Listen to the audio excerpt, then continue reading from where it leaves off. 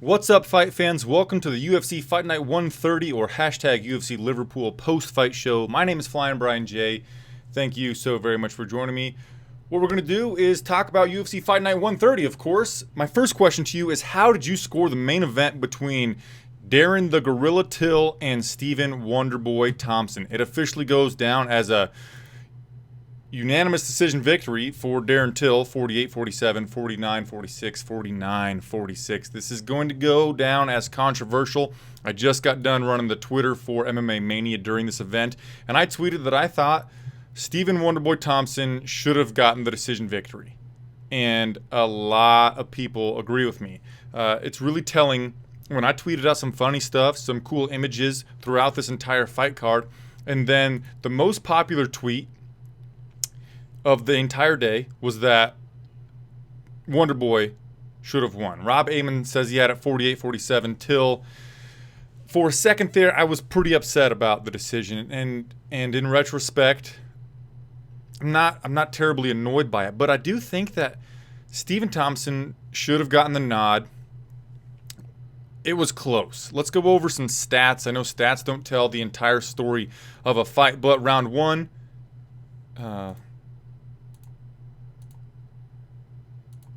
these the official stats? Oh my goodness.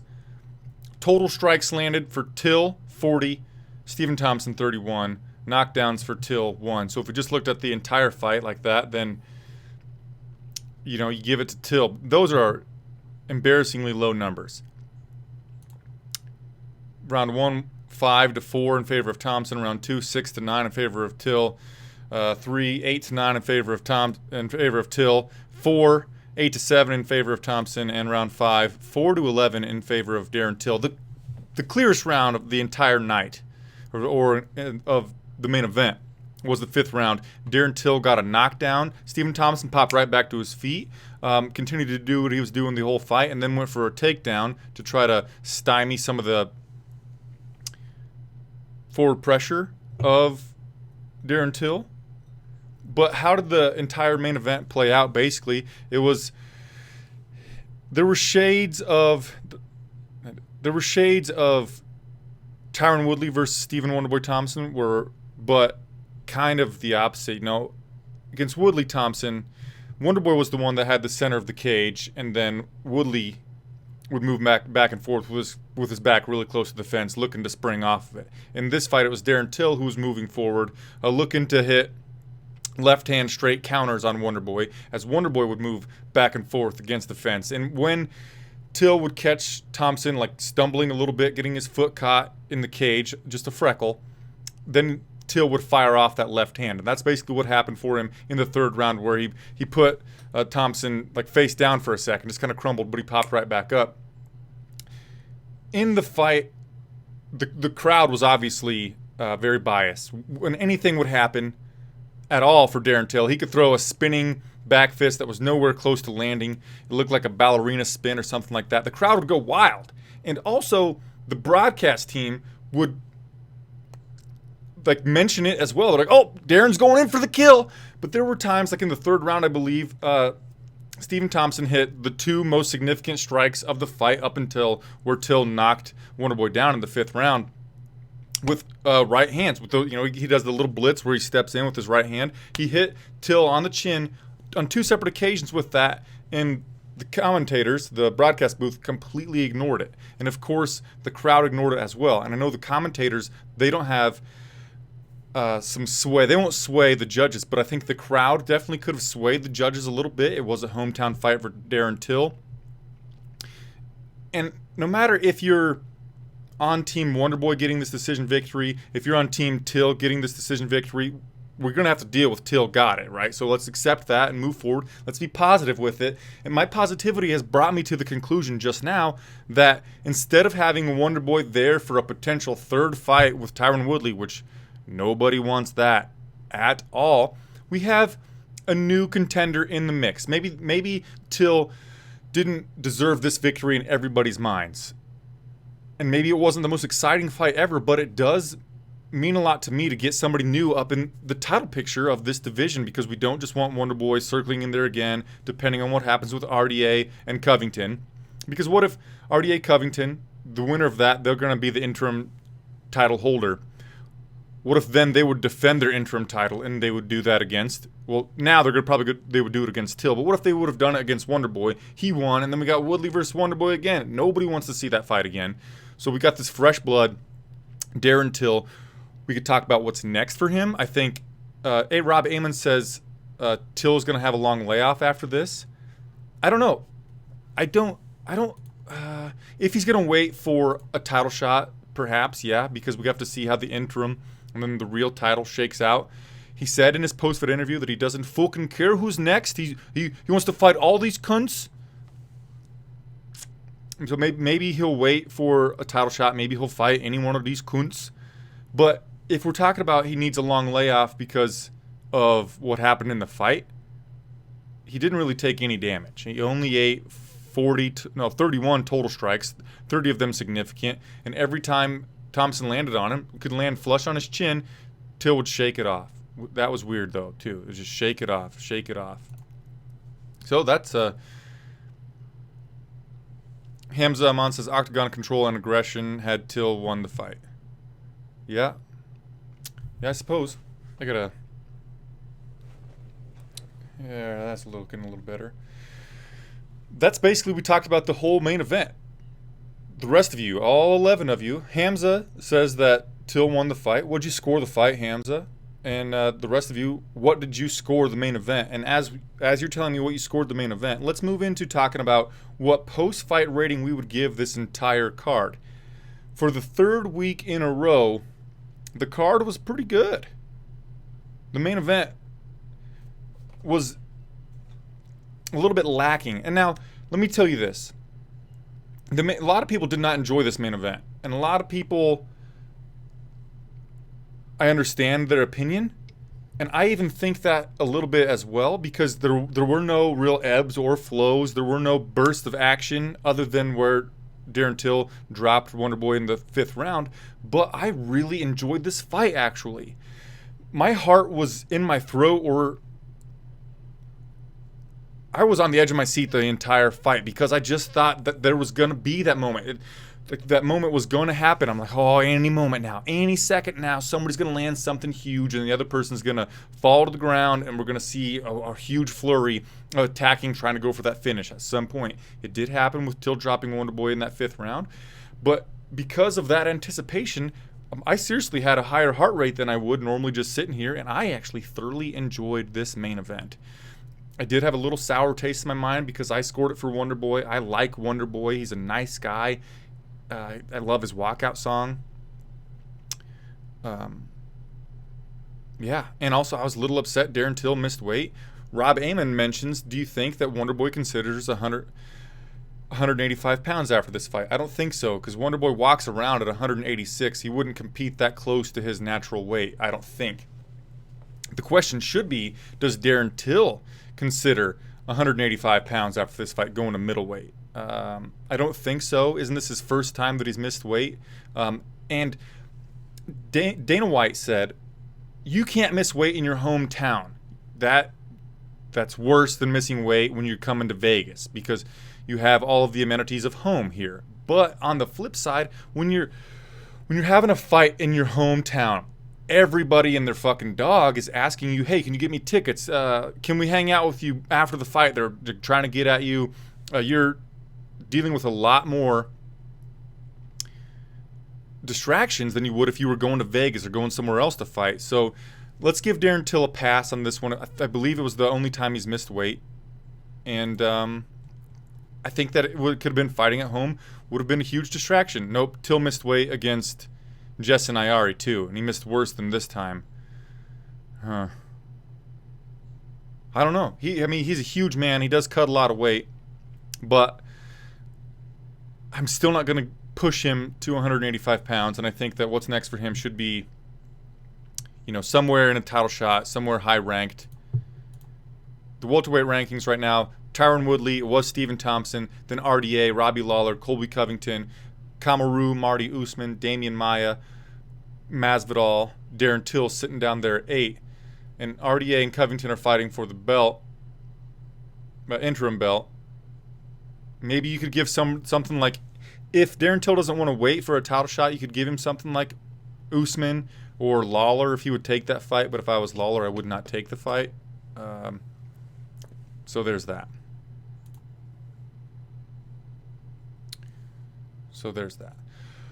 Okay, what post-fight rating I would give this entire card? Let me look at it again. Actually, without even looking at the results, without just off the top of my head, how much did I enjoy this day? I thoroughly enjoyed this day. Rob Amon gave it a 4 out of 5. I'm going to go 4.5 out of 5. That might seem a little high. I have been trying to teach myself to be more optimistic, a more positive personality. Just not a curmudgeon. But I really enjoyed this fight card. I love that it started kind of in the morning for me. It's 3:30 my time and it's over. We're already doing the post-fight show. I can enjoy this evening, play some Fortnite maybe Rust, hang out with my wife. A lot of good stuff going to happen after the fight card's over. Happened really early, but the fights were mostly action-packed. The only one I think of off the top of my head without looking at the results, which I will do in a moment and not just fly by the seat of my pants, was Lina Landsberg versus Jeana Mazzani. That fight kind of sucked. The co-main event with Magny versus Craig White, for a while it sucked, but then it had a really cool finish at the end there. Mccann Americani versus Jason Knight was a good time. Arnold Allen coming back against Bernal was really, really fun. Lots of good shit happened tonight, and I'm going to go with a 4.5. Rob Amon wants to talk about Usman. Oh, Hamza Aman's going 3.5. As we normally do, once we talk about the rating and the main event, we get into the WTF of the card. So you guys fire up your WTFs of the card. And then we're going to talk about how blanket betting the underdogs went. And I'll see if I can pull up the UFC Pick'em and tell you guys how the Fight Nerds, hashtag Fight Nerds on Twitter, the UFC Pick'em League for MMA Mania, how they turned out for this specific event. I'll tell you right now, I got 34th. Only got 4 out of 11 right, which is awful because I believe underdogs went 7-4. So on my UFC Pick'em, I must have picked every favorite and did not do very, very well. So my WTF for the card, it's kind of going to go to post-fight interviews. Arnold Allen, after he came back against Bernal, he called his dad out for taking steroids. Says his dad has been taking steroids his whole life. That was weird. What the fuck? Mccann Americani, after defeating Jason Knight via decision, he called out Cub Swanson. Probably not going to get that fight. And then he told a story about Jimmy Manuwa wearing a cross in a Muslim country, Chechnya, a gold chain with a cross on it. He told that story in his post-fight interview. What the fuck? That's weird. And then another what the fuck of the card can go to Mccann Americani for he was in Jason Knight's full guard and he like put his tongue out at him like while right on top of him. That was weird. And what the fuck? But I want to be positive. I'm trying to teach myself to be a positive influence. And what the fuck of the card could go to the judges, but we could do that for every card because Doug Rowland thinks that Jason Knight defeated Mccann Americani or should have. But just positive WTF of the card. Everyone, including myself, kind of poo-pooed on this fight card. There were no names on it. There were no matchups that jumped out at you other than the main event, and there were names in the main event as well. But that were like, holy crap, I have to watch this fight card. Even if my grandparents are having a reunion today, I have to watch this fight card. Something like that. So what the fuck? This fight card really exceeded my expectations. That's my WTF. Rob Amon says that Jason Knight's getting cut after his loss to Mccann Americani because he's on a 3-fight losing streak. I don't think that's true, but I don't know where he's at in his UFC contract. He has lost 3 in a row. Ricardo Lamas, Gabriel Benitez, and then Mccann Americani. Jason Knight has exciting fights. I think that his fight with Mccann was probably the fight of the night winner. Let's just talk about the entire fight right now. Mccann versus Knight, probably the main event winner. I think that Jason Knight will probably get another shot, and especially if he has more fights on his contract, because lately in the WME IMG era, the UFC has been letting guys fight out their contracts, even if they're on long losing streaks. So depending on where he is there, he probably got a big contract extension after performance of the night victories 2 in a row against Alex Bruce, Lidor Caceres, and Chaz the Scrapper Skelly. Let's talk about Mccann versus Knight and the techniques used. So early on in the fight, Mccann rocked Knight with a wide right hook. I mean, he was standing in a southpaw stance, and the hooks. It's a lead right hook, but his were coming really wide and to the target. And the first one he landed hurt Knight, but Knight caught on to that fairly early, and then twice toward the end of the very first round, Jason Knight got to Mccann first with a right uppercut. While Mccann was trying to get off on the really long wide hook, Knight caught him with an uppercut. And the first time he caught him, he dropped him. It looked like it was going to be over. He really waylaid Mccann, but he recovered quickly. Knight went for a submission, but Mccann reverse position, was able to get back to his feet. Then the second time, same thing happened, and it continued to happen as the fight went on. But for some reason, Knight had less pop in it, or was not able to catch Mccann as clean. The next one he caught was like more of a shovel hook. It took less of a parabola trajectory. I believe that's a parabola, and it was more like a straight line with an up at the end. Anyway, dropped Mccann. Clearly won the first round. Knight was losing, then clearly came back to win the first round. I was thinking that perhaps that could have been a 10-8 for Knight. It ended up not being that way. But then second round and the third round, basically Mccann used a variety of takedowns to get Knight to the ground, and then Knight was just comfortable staying on his back, going into mission control, kind of looking for like a Gogo Plata, it seemed, but just staying on his back. And Mccann had very minimal ground and pound, but toward the end of the entire fight in the third round, Mccann hit Knight with an elbow that kind of cut him open, and in my mind sealed the deal. I saw a lot of people thinking that Jason Knight was going to win the fight off of his back. I agree. For the majority of the second and third round, there were pieces at least of the third round where I thought at the very beginning of the third round, sorry for being clumsy with my words, the very beginning of the third round, Knight was winning the fight off of his back. But then Mccann did get a little bit of ground and pound in, and I was thinking that more than just holding mission control on Mccann, Knight should have been looking for submissions, like just hitting him with like kidney strikes with the heel to the back. Wasn't doing it for me. And then I scored the fight 29-28 for Jason Knight. I thought perhaps we could have seen a draw with a 10-8 first round for Jason Knight, but I thought the right man won. I can see your argument for going the other way. Rob Amon, Knight is getting... No, he already said that. Doug Rowland agrees with me that Jason Knight's not getting cut. Amon says maybe Knight gets a debutante.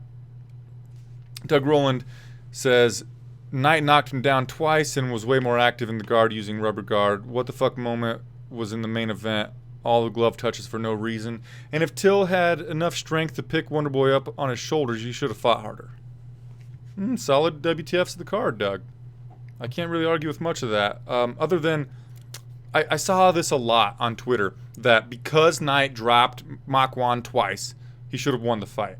Well, perhaps like if it was just a battle of fisticuffs, sure. But this is a mixed martial arts contest that are judged by people one round at a time. And those two knockdowns did win Jason Knight the first round, but he didn't have knockdowns in the second or third round. So sure, they won him the first round, and he clearly won the first round. That's not debatable.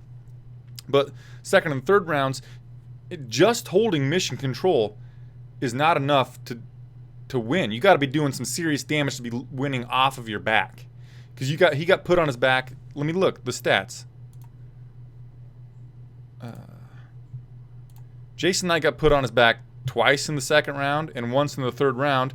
And in the third round, Mccann and Mccann had 4 minutes of top control time. You got to be, and then even Knight only landed 5 more total strikes in the second round than Mccann. So I mean, there you go. How many strikes would it take to... Jason Knight landed 2 significant strikes in the 3rd round, and Mccann had 4 minutes of top control time. So I understand that you think Jason Knight won the battle, but he lost the scored contest.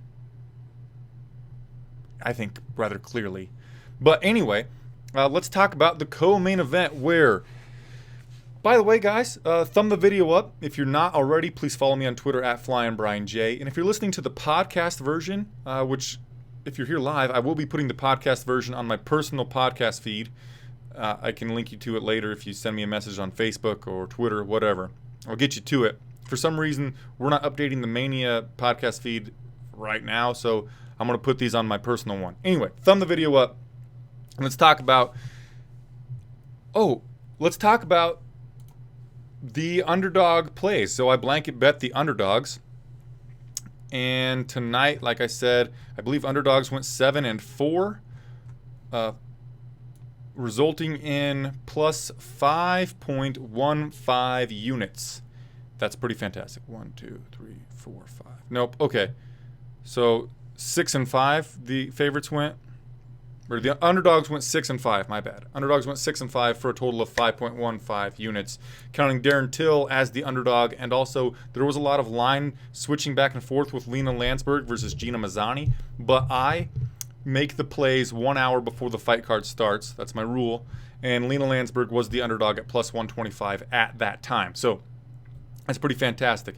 The week before this, we lost 4.15 units. So in the past 2 weeks, we're up 1 unit. Yay, us.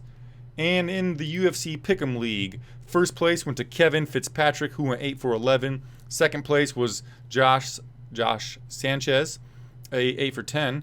Third place was Rodrigo Rojas, or Ojas, I'm not sure. I'm pretty sure he's Portuguese, but I don't know if you say the R hard or like the H for the last name. Fourth place was Matt Lang. And fifth place was Educated Ignorance. And like I said, I got 34th place. Not good, my dudes. Hey, look, it's Rodrigo right now. How do you say your last name? Is it Ojas? It's Rodrigo, right? And then Rojas or Hojas? Apologize for that. Yeah. Doug Rowland says Magny versus Usman will be fun if they book it. Loved the Magny knee, great fight IQ, and he said that he finally showed some personality with his post-fight call-out of Kamaru Marty Usman. So in the co-main event, Neil Magny put Craig White away, and Craig White's short-notice UFC debut filling in for Rochas. Okay. Filling in for Gunnar Gunny Nelson. This fight looked a lot like Landsberg versus Mazzani earlier. At the very beginning, these guys, they got in a clinch and they went to the fence, and this is Magny and this is White. They went, here we go, and then here we go, yep, against the fence, and then finally Magny is pushing White against the fence. White put his head down a little bit. Magny put his hand on the back of his head, bam, knee to the face. Put him on the ground, and then some pretty big ground and pound, and got the victory. So props, Magny, I believe, was the biggest favorite on the card. And then he called out Kamaruddin Marty Usman in his post-fight interview. And I say, fuck it, let's do that. I like that matchup a lot. Magny has surprisingly good grappling when he can be in top position, but if he can't, I think that, of course, Marty Usman should be able to control a lot of dudes in mixed martial arts, in the welterweight divisions specifically, with his high-level top control wrestling. But anyway, intelligent call out for Neil Magny, and I forgot, one of my positive WTFs of the card was Neil Magny said, like, thank you to Craig White for taking this fight, and because Craig made the fight happen still, Neil Magny was going to donate $15,000 of his fight purse from tonight to a girl who's struggling with a life-threatening illness. So, what the fuck? Pulling at my heartstrings. Gonna make me tear up a little bit, Neil Magny. I applaud you. That is one hell of a positive WTF the card. What up, Richard Berghughes? Richie B. Stephen Thompson versus Gunnar Nelson, says Rob Amon. Let's do it. Karate Styles, let's go. Let's go, baby. That's what fucking Wonderboy always says.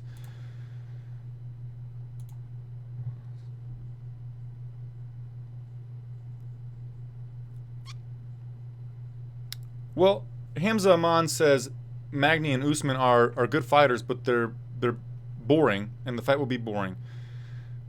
I think we can reserve ourselves to the fact that unless Usman is facing somebody he's kind of out manning, his fights aren't going to be necessarily barn burners or exciting. But as long as we can not put him in a main event, like we could put Usman versus Magny somewhere in the middle of a main card, and the magnitude of the entertainment value of their fight matters less because it's not the main event or the co-main event. If we put them the third from the top, I'll be excited to see the fight stylistically, but as long as I don't have to end my night with Usman doing enough to win, just holding top control, then I'm cool seeing the fight.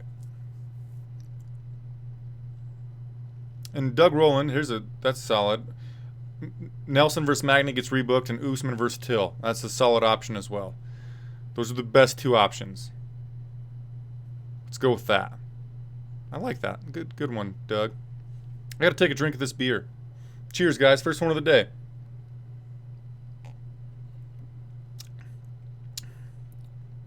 It's magically delicious. Okay. Let's keep moving on down this card. Arnold Allen versus Mads Bernal. I honestly had a bathroom emergency during this fight, so I missed a little bit of it. But from what I gather, I had to poop real bad. And I was like, come on, somebody finish somebody early. I'm like, nah, fuck it, gotta go. So I missed the second round, basically. First round was close, but I gave it to Mads Bernal.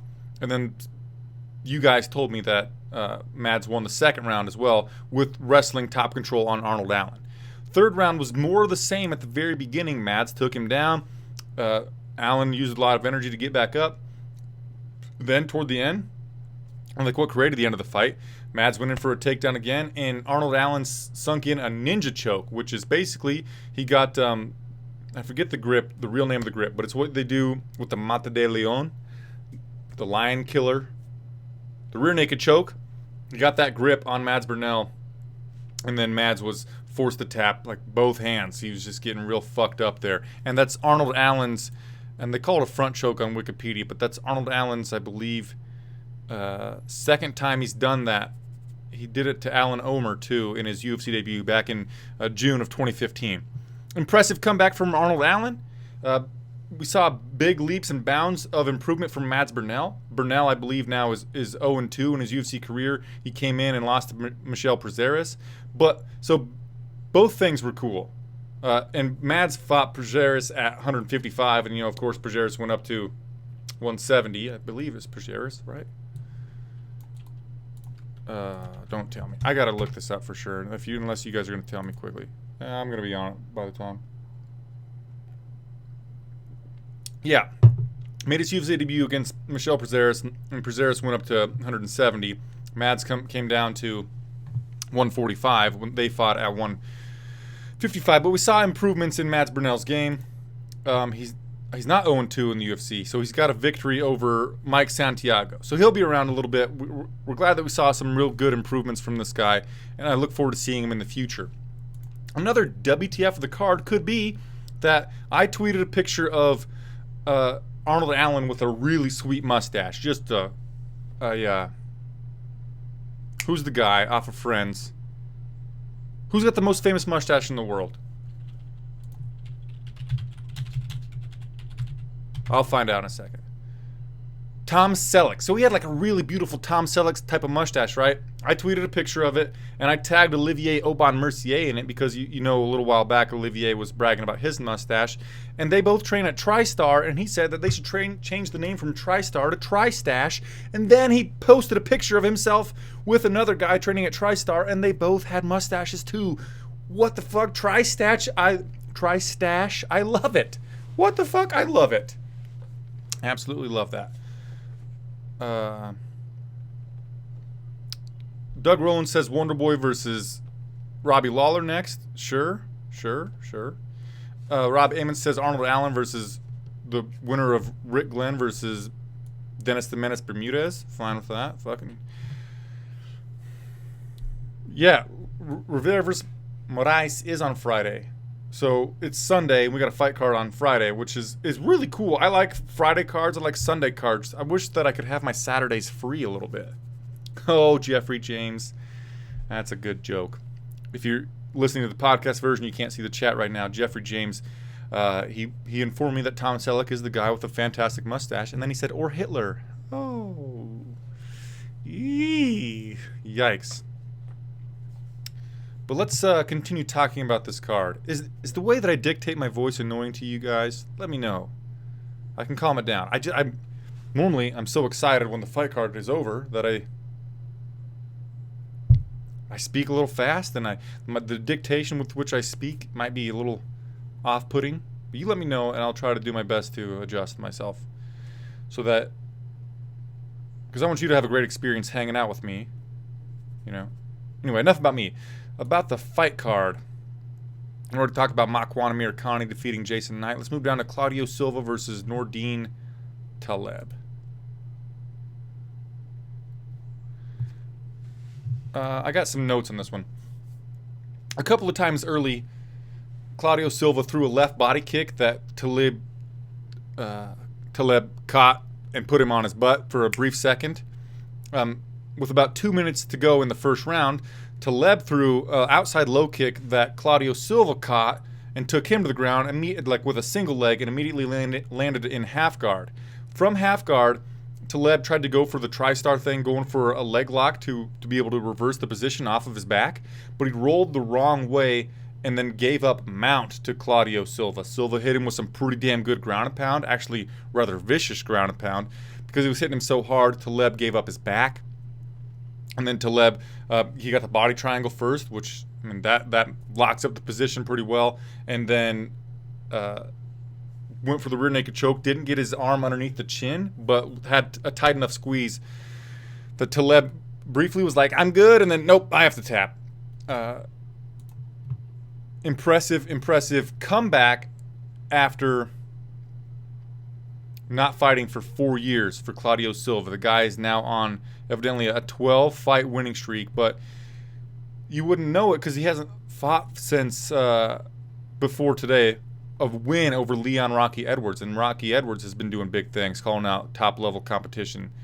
I believe he's looking at fighting Donald Cowboy Cerrone next. So look at his trajectory. At June 23rd at UFC Fight Night 132, Leon Edwards is going to fight Donald Cerrone. So that's impressive. Claudio Silva hasn't lost since a DQ from an illegal elbow in his MMA debut back in 2007. In his post-fight interview, he was saying, he said he was going to do it in Portuguese and then English. Dan Hardy asked him if he would be able to translate it, and he's like, fuck it, I'll just do it in English. And it's basically like, you can overcome anything. I've been not fighting for 4 years. I came in here against a guy who's really tough, who was supposed to beat me, and I beat him. You can do anything in life that you put your mind to. Like, hell yeah.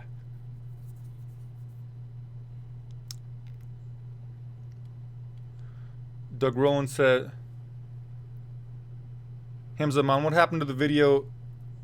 Oh, you mean this? Like where I had, Hamza, do you mean where I have the chat right here? I had a lot of people that complained that it was here because they thought it was stupid to have it here and like where you're at. So I took it off. But if you think that's a good idea, I'll bring it back. I don't know. Rob Amon says Claudio Silva versus CR Bahadurzada. Love that. That'd be a banger. Be a lot of violence in that fight. Doug Rowland says Taleb is back to gatekeeper. Nordine could be amazing, but his BJJ isn't great. Also, who he beat, you know, he had 2 finishes, and we thought, oh, it's fucking fantastic. He beat a really spent Eric Silva. Cool. And then he beat an overmatched Oliver Enkamp. And we were just super high on him.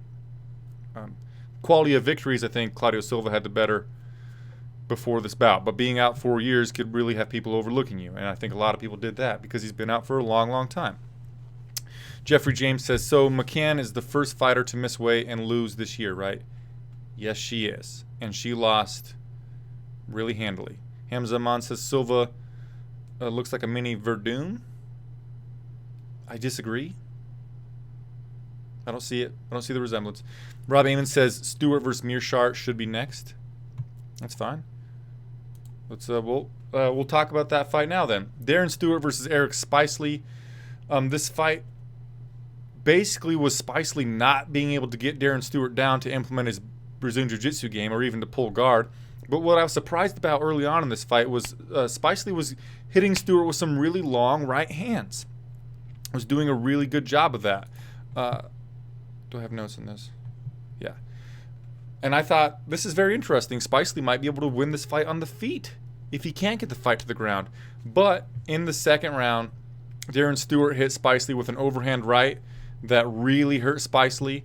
Spicely came out with a flurry after that to try to get Stewart off of him, maybe to prove to himself that he still had his wits about him and get himself back in the fight. But he was clearly still hurt because a stepping in jab from Stewart dropped Spicely, and then some ground and pound after that got the victory for Darren Stewart. The reason why I don't have a list of who I think should be next for these fighters like at the lower end is it's a real crapshoot. When these guys aren't in the top 15, where they're not moving themselves into the top 15, it's a real crapshoot for who they're going to fight next. It's hard to predict because they could end up fighting a debutante if they want to keep him as just the guy that's going to fight in the UK, Darren the Dentist, Stewart. You know, if they want to bring him to Vegas and actually put him on bigger cards, then we could more easily predict who would be next for him. But who knows? He could be relegated to a guy that only fights in England. Who knows? There are 400 and some people on the UFC's roster, and it's just very difficult to know what's going to go on.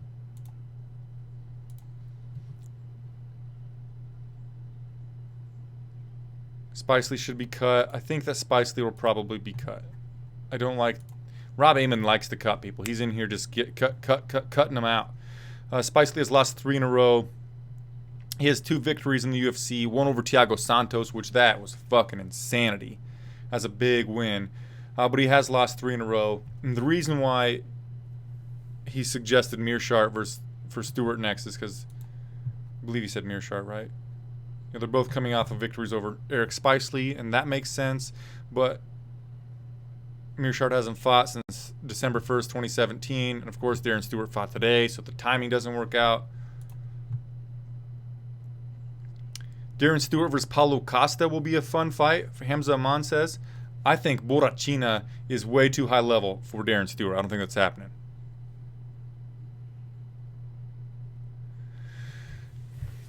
Doug Rowland says, this next month of MMA is amazing. Rivera versus Moraes, Whitaker versus Romero, bare knuckle championships, and PFL debut. Great month for MMA fans.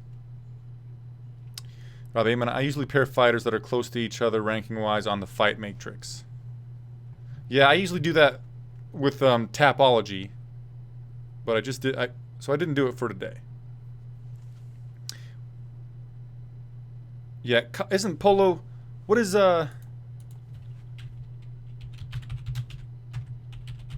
isn't, yeah,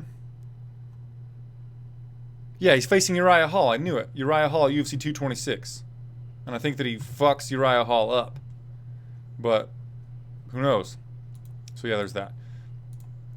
Let's move down the card. We'll keep covering this card. Tom Breeze made kind of quick work over Dan Kelly. I think Dan Kelly might have only landed like 1 low kick. I think the stats tell me that's wrong, but it felt right. Dan Kelly landed 6 strikes. Tom Breeze landed 23. Tom Breeze had the quicker hands. He was faster to the punch. He was also the longer guy.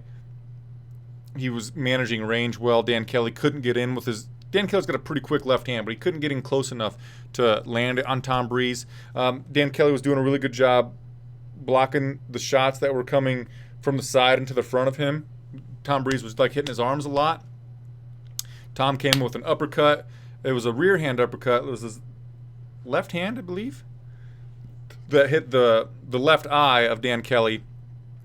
Dan thought it was a eye poke. Just really fucked his eye up, and he decided that he was done fighting basically when that happened, and the referee told him it wasn't a poke. He kind of turtled up, and Tom Breeze gave him some ground and pound. Impressive performance by Tom Breeze because he moved up to a middleweight. He's a huge man. He says he has confidence issues, but, you know, impressive performance coming up to this weight class and showing out tonight. Doug Rowland says Dan Kelly needs to retire. Probably so. Rob Amon says Breeze versus Hermanson. Yeah. Yeah, that'd be a real nice fight. Because even though Tom Breeze has won his UFC bouts via TKO finishes mostly, right? He does have a background in jiu-jitsu. He trains at Renegade Jiu-Jitsu, but he also trains with Faraz Sahabi. Yeah, I like that a lot. I really like Tom Breeze versus Jack the Joker Hermanson. Yeah, that's good. Fight before that, Lina Landsberg, Jeana Mazzani. Not much to say. These two clinched up against the fence, doing this thing like I showed you earlier. Lina Landsberg is pressing Mazzani against the fence, kneeing her to the thigh. Mazzani switches position, gets a couple of punches on Landsberg. Then they switch. Then they switch. Then they switch. Then they switch. And that was basically the whole thing, except for Landsberg had way more control against the fence. And that's why she won unanimous decision, 30-27, 30-27, 29-28. Before that, welterweights Carlo Pedersoli versus Brad Scott. Pedersoli got the victory, split decision, 28-29, 29-28, 28-29-28. And this bout, early on, Scott was switching to southpaw on occasion and hitting Pedersoli with some good low kicks. Toward the end of the first round, Pedersoli went for a switch kick, and Scott caught him on the way in. Like when Pedersoli was like kind of in the air, had his hands down, they were tight in the pocket, and Scott hit him with the left hook as he came in and dropped him. So Scott won the first round, even though the fight was close. But Scott dropped him toward the end there. So you drop somebody toward the end of a round, and it's like almost guaranteed that you get that round. Second round, Pedersoli started landing a lot of liver kicks, left power kicks to the right side of Brad Scott. He did that quite a few times, and it got Scott to drop his hand. Then he would go with a left kick and then a left straight right after it, and both like one of the two things would get through, and Scott was having trouble dealing with the left side attacks. It was Scott's right side, but it's the left side of Pedersoli was getting the better of him. Third round, similar stuff was happening, and then with 30 seconds to go in that round, Pedersoli hit a takedown, a double leg, and that sealed the whole fight for Pedersoli, so he got that victory. Before that, Julian Robertson versus Molly Mccann. Robertson caught a single leg midway through the first round, and then displayed some solid ground skills, and as she searched for submissions, and she transitioned all over Molly Mccann between back mount and the full mount. In the second round, basically, Mccann got the takedown early and then sunk the rear naked choke in shortly thereafterward. Mccann refused to tap, and she went to sleep instead, and the referee was kind of slow to call Robertson off. In the post-fight interview, Robertson said that her corner told her to hold the choke until the referee stops it because they knew Molly Mccann was so tough that she might not tap. In the first fight of the night, Elias Theodorou defeated Trevor Smith. Early on, I was surprised by the attack of Elias Theodorou. Normally, he's a guy who just wants to get... He'll like strike at air. He'll do a lot of combination, like jab, jab, jab, jab, jab at air. Just like be fighting air a lot of the time. Front kicks or push kicks, teeps to air, just to keep his opponent kind of away from him. And he'll move on the outside. But in this fight, early on, Theodorou was coming with some big power, and he was getting in tight with some clinches and punishing Trevor Smith. For the first two rounds, like I was surprised that Theodorou was able to win that type of battle. And then the third round, Theodorou actually did what I thought he would do the whole time, and he kept his distance. I think that he knew that he was en route to a victory, and so he was playing his whole game. But I liked the way Theodorou approached this bout. He said that he wants somebody in the top 15, and I can't say that I blame him. Let's look at the middleweight rankings of the top 15. He is number 15. Has he fought Antonio Carlos Jr.? I don't know. Has Theodorou fought? I like Elias Theodorou versus Shoeface Antonio Carlos Jr. What do you think, guys? Rodrigo Rojas agrees with me that Smith versus Theodorou was a lot more fun than he thought it was going to be. It was a great time. Actually, it was a great way to kick off the card. Theodorou showed a lot more aggression than I thought he would show. And what's very interesting is if you listen to the Co-Main Event podcast, or maybe it's the MMA Roadshow with John Morgan. I think it was the MMA Roadshow. He talked about how Elias Theodorou makes enough money without fighting that he doesn't need to fight, but he enjoys the competition, and also it's more money for him, and it's a way to springboard him into getting more money in other places. That's really cool. Also, Elias Theodorou is going to make a ring boy calendar where he's hoping to get somebody like the Black Beast Derek Lewis to be, shirtless on a calendar maybe in July or something. That's a very good idea. He said that he would share the profits with the other fighters, and I like it. I like Theodorou. He's fun to interact with on Twitter. A lot of people don't like him because his fighting style isn't the most entertaining, but I think he redeemed himself a little bit tonight, and it was a really, really fun fight. That's the entire card, guys. Let's talk about our post-fight bonuses. While you guys are talking about, tell me what you would give the post-fight bonuses. I'm going to tell you mine, then I'll read yours, and then I'm going to go over to the Twitter machine and check what the real ones were. Performance bonus for me is going to go to Arnold Allen for his comeback ninja choke victory over Mads Bernal. Fight of the night's going to Mccann Amirkhani versus Jason the Kid Knight. And I'm going to give two more performance bonuses because I'm not actually giving anybody any money. I'm going to go with Darren Stewart for his TKO over Eric Spicely. And Julian Robertson for her technical submission rear naked choke over Molly Mccann. And if I could, if I were the UFC, I would match Neil Magny's $15,000, at least match him with his donation to that girl who's suffering from a life-threatening illness. So the reason why I'm not giving Neil Magny a performance bonus is because we thought that he should beat Craig White. He was the biggest favorite on the card. And I don't like to give bonuses to people who we thought would, we thought that result would happen. That result happened. I don't like to give bonuses to that when other fighters might deserve it on the card as well. But I think that we should match Neil Magny's donation of $15,000 at least to whoever the girl is that's suffering from a life-threatening illness.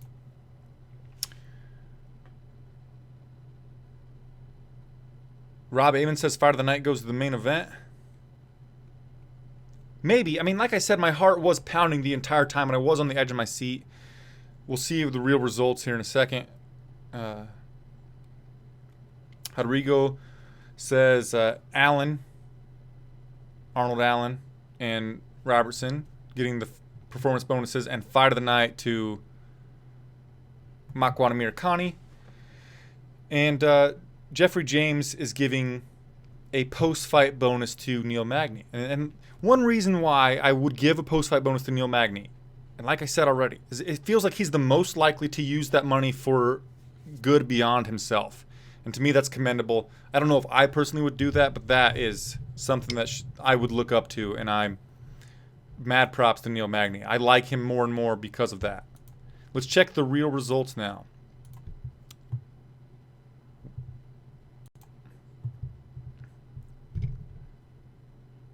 Okay, let me see. Okay, performance bonuses. Oh, there is no... Wow, okay. No Fight of the Night. Huh. Okay. Tom Breeze got a performance bonus. Darren the Dentist Stewart got a performance bonus. Claudio Silva got a performance bonus. I forgot about him. Yeah, that was fantastic. And Arnold Allen got a performance bonus. Last thing I want to really talk about, and it's a really short thing. It's just like my rant of the show. It should be Almighty Arnold Allen, not Allen or Arnold Almighty Allen. Is it like Almighty should be first, Almighty Arnold Allen. It just works better for the flow of it. Because it's not just Almighty Allen, it's Almighty Arnold Allen. What the fuck? And so that's just a little bit there. Well, anyway, I think that's going to be the show, guys. I will return next week. I don't know if they're going to have me do a pre-fight show or not, but I'll keep you guys posted if you follow me on Twitter. at Flyin Brian J. I'll post it with the hashtag Fight Nerds, so you can make sure that you can check that closer to fight time on Friday. If I'm doing a pre-fight show, I don't know if I'll be able to. I have a day job, and I'm assuming the fights start like right when I'm getting off of work. But I will be here for a post-fight show next week, and some type of video will be happening between now and then. Thanks again for being here, guys. Thumb the video up, and I'll see you guys next week. Namaste, and cheers.